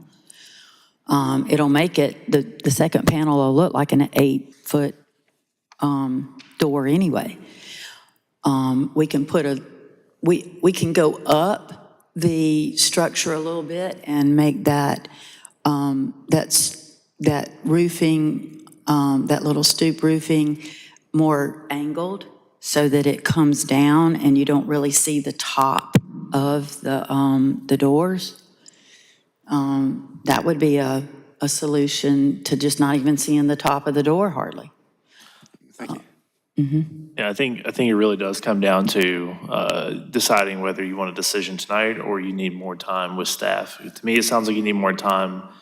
Staff is recommending a deferral, but if we want a decision tonight, there's not a lot of information here is enough, I think, still to be decided that I think it'd be more Okay. favorable for a Well, deferral. You know, I'm just going by what's the staff being, I guess Amy and I've talked about and what I thought I had solved the concern to the best of my ability. So, what? I would just what do concur. we- I think deferring is in the best interest. And I think some accurate drawings that show what you're proposing would be helpful. I mean, I don't think that the scale of this 3D is correct. Just looking at that personnel door on the left, if I follow that perspective line around, it's the same height as the garage door, which leads me to believe those are like 7-foot garage doors in perspective. And I think in reality that it's going to be a lot more door than is illustrated here. So I think just some scaled elevations would really help. And I believe there is a path in your discussions with staff if we defer tonight. Okay, and I'm sorry, my hearing is not as good as it used to be. Could you kind of repeat that last part that you said? I was just saying, I think that if we defer tonight, there is a path if you continue speaking with the staff that you can come to an agreement on something that'll work. Okay, all right. Well, I guess I'll need to know in particular what she wants so that, you know, I can be more on point. Sure. I think there's also an issue with the overall height. We understand that she needs the 10-foot doors to accommodate her vehicle, but if it could go from a full 2 stories to a story and a half, that would reduce the height considerably. And if there is a concern about second-story space for renting, DDRC has approved lots of 1.5-story garages. The most recent one that was approved by DDRC was a 2-bedroom, 2-bath garage. So lots of room in the half-story space that can be accomplished. So I think visually pulling down the roof, maybe using a gable or cross gable instead of the hip roof, which I understand why that was chosen, but sometimes it's just not practical. I think that would visually bring the building down quite a bit. I think it would also look like a different structure than the house. It would look like I mean, it's far enough away from the house that if it doesn't look like the house, it's going to look like a totally different dwelling. And if you're looking at it, I'm on the block every day. I've been on the block every day for 25 years. When you're on the street and you're coming down that hill, which is pretty significant slope, when you look over there, there's nothing behind that building. So if the building is squattier, I'm going to just look like the garage is sitting down in the hole. I mean, I understand that a lot of people don't like aesthetics as far as, Well, I think at this No, stage, no. we're all offering ideas for discussion. So I'm not sure we're going to, yes, staff. Suggest perhaps, we haven't done this in a while, but a subcommittee might be useful. I've done those in the past. Yep, Definitely would need the architects right. present for that. I think that might be a helpful thing to move this forward. Okay. Yeah, but gosh, we haven't done that in a few years. oh God, that's scary. It's scary. You're scaring me now. No. Look, you know, What it would mean is we would defer it, but then staff would send out and try to find a date for commissioners that are available to kind of meet with the applicant to kind of talk through, or kind of charrette, just, little high-level vision of maybe what could be done. so is there, and just so that I'm clear, so is there something that's been violated as far as the guidelines of what? I think the biggest issue is the scale, the mass of it. And I think that's where we're having the biggest struggle. I mean, to me, if I was to pick the top issue, that is it. And so, I mean, that's does it- probably the biggest. Does it meet the guideline of being half or less of what the original structure is and no higher than the original structure's height, right? It may meet that, but I think there's the parts of the guidelines where it's the intent, and that's always the hard part to gauge, right? That how it's an accessory building and not necessarily a dominant building. And I don't think we can say for certain that it does meet that because we don't know a true elevation of it yet. So I think Okay, having yeah, a that valid true, point. And that reminds me, that's a good point. So if we do this, we need to specify what materials need to be at the meeting too, at the little design charrette thing. Well, I'm sorry, I didn't hear that part. Right. Well, if we move forward with this route, whatever materials we would want you to provide, to bring to the meeting so we have good information to work with. When you That's said important. materials, I was like, okay, wait a minute, are we talking about materials? I mean, that's more like site plans or drawings or, yeah, like you're saying, more having the right information. All right. Okay. All right. Well, thank you. Okay. I don't think, is there any public even here to speak? I don't think there No, is. I don't think so. Okay. I think it's all staff maybe. Or did you have a question? Yes, yeah. Is there a maximum height the city's looking for here? I mean, it sounds like the height of the house is at 28 feet and then structure with 27 half to it. Right.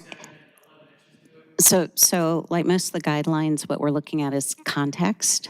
And so this is a little difficult because outbuildings in most of our historic districts were quite small compared to the main structure.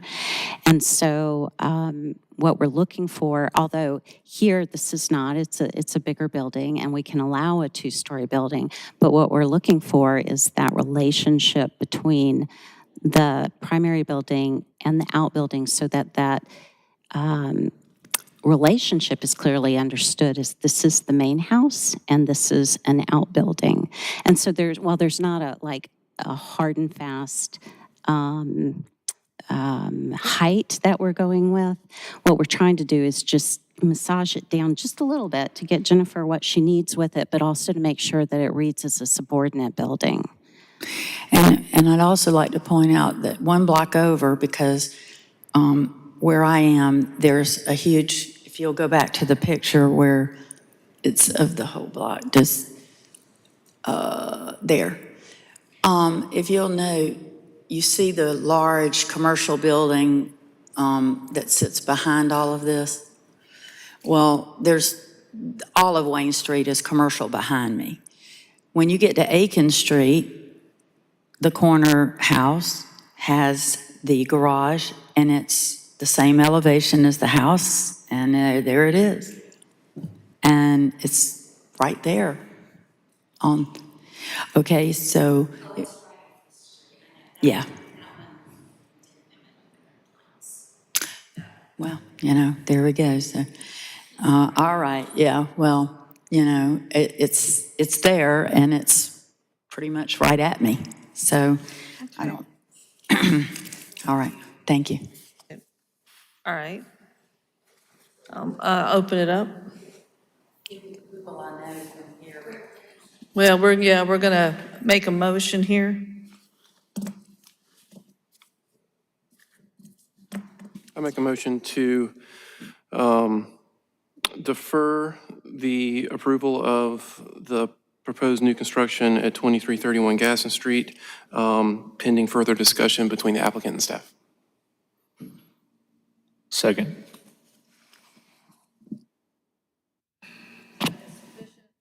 Want?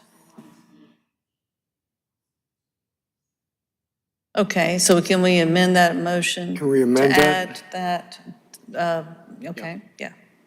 Amend that motion to include a subcommittee to work with staff and applicant. Perfect. And can we get a second on the amendment? Will this be a subcommittee of your committee or a subcommittee of another committee, or? It will be. Hold on a second. A second, all right, yeah, let us finish what we're doing. Okay, then, all right.